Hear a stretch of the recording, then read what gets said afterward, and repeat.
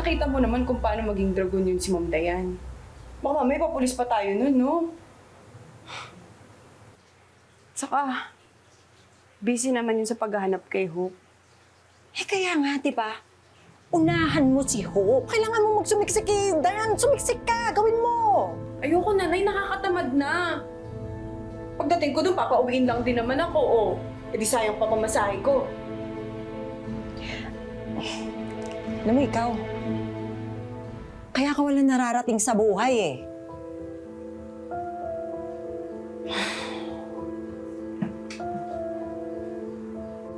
Hindi ka na nga matalino, tamad ka pa. Eh hindi ka nga rin magaling umarte.